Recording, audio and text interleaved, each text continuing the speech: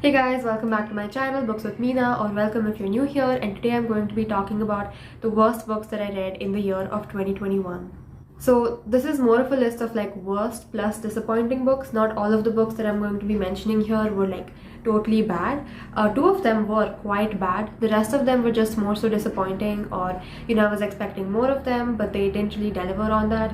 So most of the books that I'll be mentioning will fall under that category.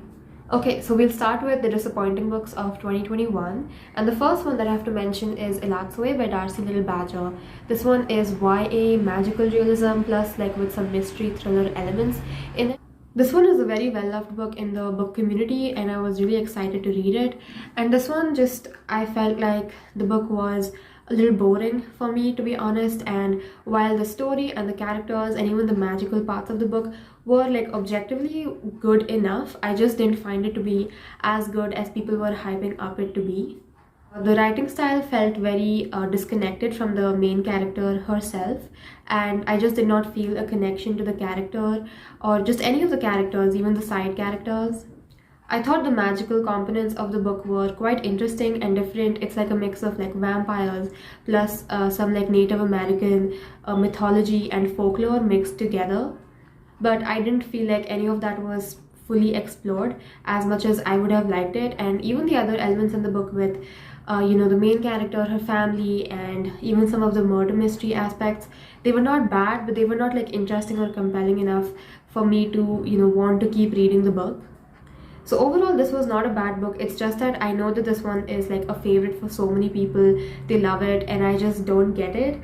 And I will say that this one is a good, strong book for someone who is looking to read like a younger YA, and for someone who's looking to read younger YA and also a YA book which has like no romance in it and features an asexual protagonist. The next disappointing book was The Intimacy Experiment by Rosie Danan, and this one is her second book after The Roommate, which if you have watched my videos, you must know that I really liked that book and I was super looking forward to Naomi's story. She was built up to be like a really badass like boss bitch. She takes like no shit from anyone and she is super independent. She has some scars from her past and that makes her, she has a prickly demeanor, and I was super interested to read that kind of a character paired with a more like soft, easygoing male protagonist and love interest. And this book, while it did deliver quite well on the whole like character dynamic of Naomi being the more like prickly one and Ethan being the more understanding and patient one, I found the book to be lacking in other aspects. It was not a bad book, and they did have some like good conversations around religion and culture and going back to religion and culture which initially rejected you, dealing with your past scars, all of those things. I thought that was very well thought out and discussed in the book. And I think this book also like touches upon modern relationships and modern intimacy, as is the title of the book, The Intimacy Experiment. All of these like topics which were surrounding the story and these discussions were well done, but the story itself and the characters themselves fell flat for me, or I just didn't care for them as much as I wanted myself to. Naomi, who I really liked in the first book, and I was like so looking forward to her journey and her romance in this book, I just found her to be not as compelling or interesting in this book. I think that whole like narrative of her being no nonsense and prickly and bad bitch or whatever you want to call it, I thought that was repeated so many times in the first half of the book especially, that it got like very boring and repetitive and it felt like it was being shoved down my throat, and I did not enjoy that very much. As for Ethan, some of his character development and backstory felt forced. It felt like it didn't particularly fit with the story very well, and sometimes we would just like forget about it and sometimes it was brought up again. As for the character interactions between Naomi and Ethan, they were good enough. I think if this was any other trope like the good girl, bad boy trope or second chance romance, I definitely would have not enjoyed the romance as much, because this is a trope that I like of like the more prickly, independent heroine and the hero being like more, like I said, understanding, soft, whatever you want to call it. Because I like this dynamic more, I definitely enjoyed the romance more because of it, but I don't think the romance and the characters themselves added much to the story. The next book is The Heart Principle by Helen Hoang, and this one is the third book in the Kiss Quotient series, and I have read the previous two books and they weren't by any means like my favorites or anything, but I enjoyed them quite a decent amount. I think that they're always like fun books to read, and while they do have their problems and they're not like my favorite, I can still enjoy them for what they are. With The Heart Principle, I think this book was just not enjoyable, and it's not even supposed to be enjoyable because the matters that it's tackling are like pretty, heavy and emotional and dark. There's, just to give like a few examples of what this book tackles, there's mental illness and abusive family members, taking care of an ailed one who is like slowly dying. There's one of our characters, Kwan, is also like he has just recovered from cancer and that has left him traumatized. So there is a lot going on in this book with respect to the character's struggles, and I felt like for a romance book it just felt too much. And sometimes I can enjoy books which are on the heavier and more darker side, but this one I don't know if it like really dealt with these subjects properly, because there was just like so much going on, and so many things being discussed and put on page. I don't think there was enough page count to discuss them, and nor did the author or the book do a great job of like honing in on one topic and wanting to like explore it deeply. And I could have like put all of that aside, because by no means is this book like the worst. It's just that the romance also fell flat for me. We have the two main characters, Kwan and Anna, and both of them just like kind of like fall in love at first sight. You can say, not exactly at first sight, but I don't think enough time was spent with both of them together, or even both of them didn't spend enough time with each other for like them to be falling head over heels in love with each other. And yeah, I just don't know. Helen Hoang's writing is like not bad by any means, but it's also like not strong that I can like forget about the story and the content and just like focus on the lyrical, beautiful, really poignant writing and quotes. So like there was nothing in this book that really stood out or was like done well enough that I would have to give this book like more than 3 or 4 stars. So yeah, this was disappointing. And the last disappointing book on this list is going to be Instructions for Dancing by Nicola Yoon. Nicola Yoon has written like one of my all-time favorite young adult contemporary novels, and that is The Sun Is Also a Star. And Instructions for Dancing had a really good premise. It is about Evie, who basically has become jaded with love because her parents are going through a divorce, and now she can basically see, whenever she sees a couple kissing, she can see their past, present, and future, how they started the relationship, how it's going to end. Through these visions, she gets even more firm in her opinion of that all relationships come to an end for one reason or the other. So they're not worth pursuing. Love is not worth pursuing. And obviously this book, like every other like coming of age story that deals with like, is love good enough or not, Evie is like going on this journey of like discovering that yes, love is worth it. And I thought that the premise of the book held so much promise, because it just felt so unique and different, and there's like a little bit of like magic involved. There's a character who's like learning new things. I thought that having trust in Nicola Yoon, she has written one of my favorite books. I thought that she would like do wonders with this book, and this book would like blow my mind. And obviously that's like placing unfair expectations on Instructions for Dancing. But at the end of the day, I thought that this was a very generic and like a very just normal YA contemporary about a character and her family, her friends, her first love, and that's it. It didn't feel anything like anything special. It didn't feel like it brought anything new to the table. I thought that this very unique and interesting premise went to waste, because I just don't know if it was fully utilized to its potential. And yeah, this book just I had a lot of hopes for it. Truly, it has a beautiful cover and the author is like well known. And it didn't really like stick in my mind. It's a pretty forgettable book, not a bad one again, but pretty forgettable. And then the last two books I'm going to be talking about are like my worst books of 2021. They were like truly bad. I think again, that's a very subjective opinion, but I do think that reading these books was a pretty hard time for me because I was not enjoying them. I think retrospectively, the first 4 books that I mentioned, some I can like at least pick out some aspects in them which I enjoyed or thought were like well-meaning or well done, but I don't think these last 2 books were like really like good in any way, or at least like my enjoyment level was so low that I would definitely put these books on the worst of 2021. And with that, the first book is going to be The Knockout by S.A. Patel.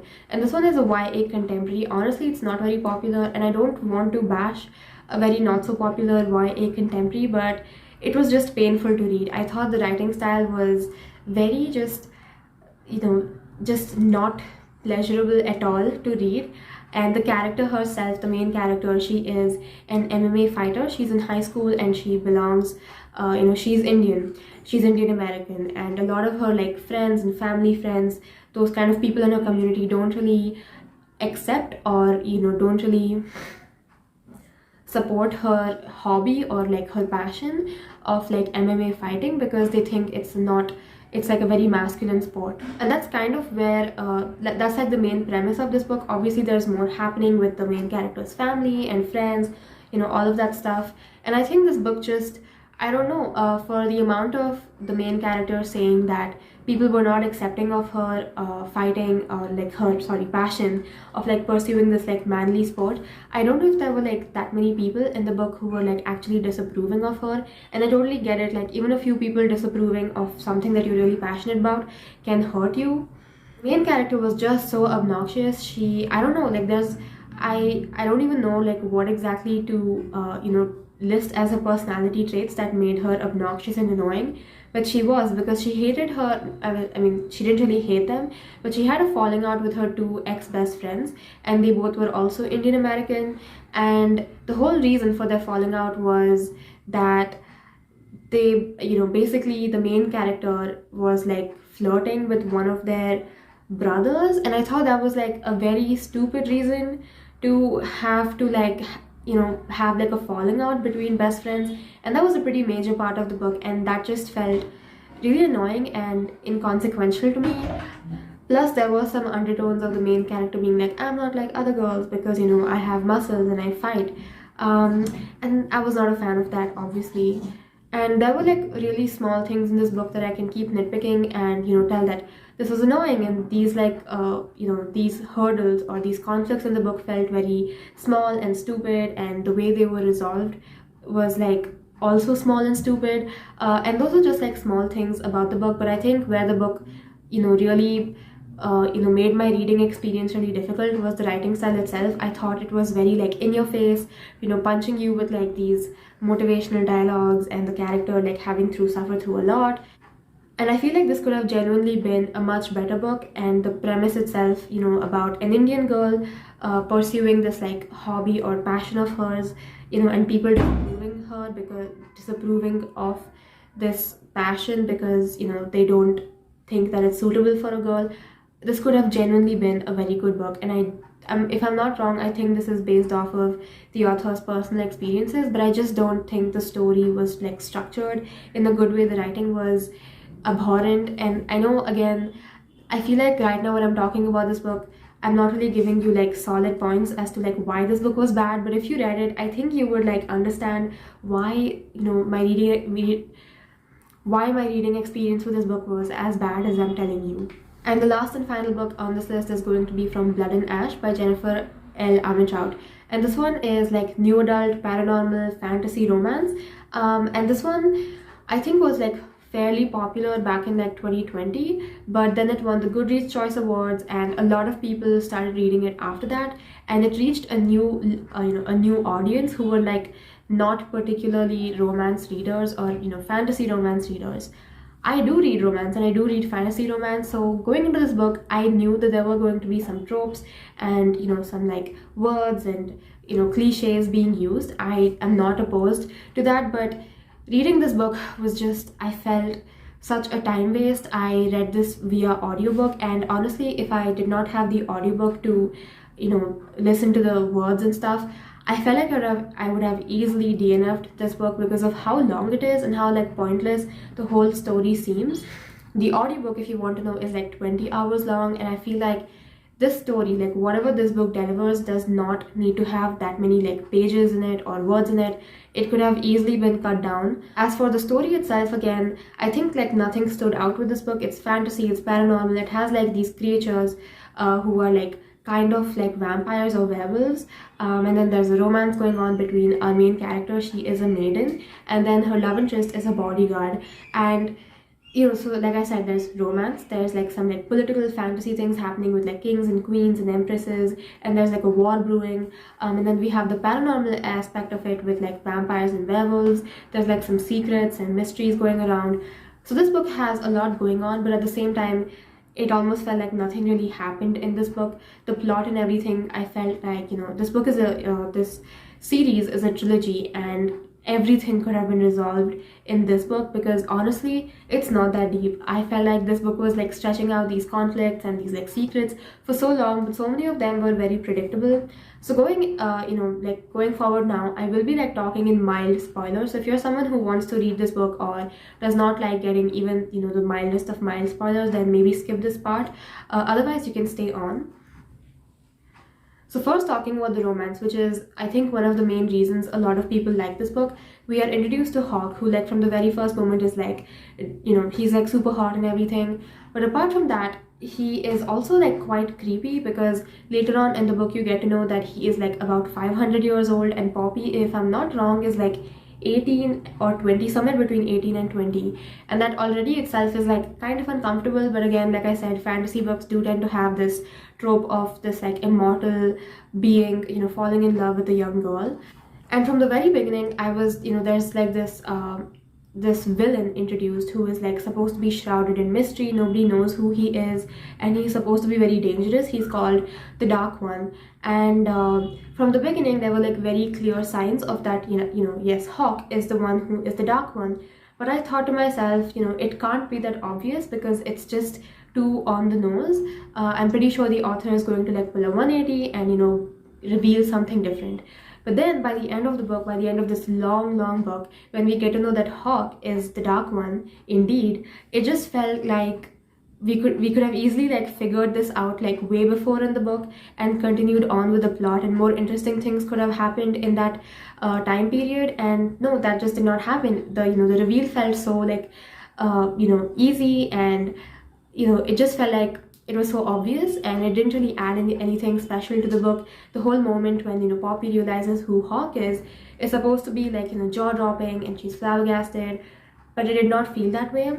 Even apart from that, since he is the love interest and he is supposed to be like dark and bad, I get that. But also, like, Hawk, like I said, is 500 years old, and from the beginning of the book he knows that he has infiltrated the palace, and he has gotten close to Poppy for his mission. He is supposed to kidnap her and then use her as ransom, but he still pursues her romantically.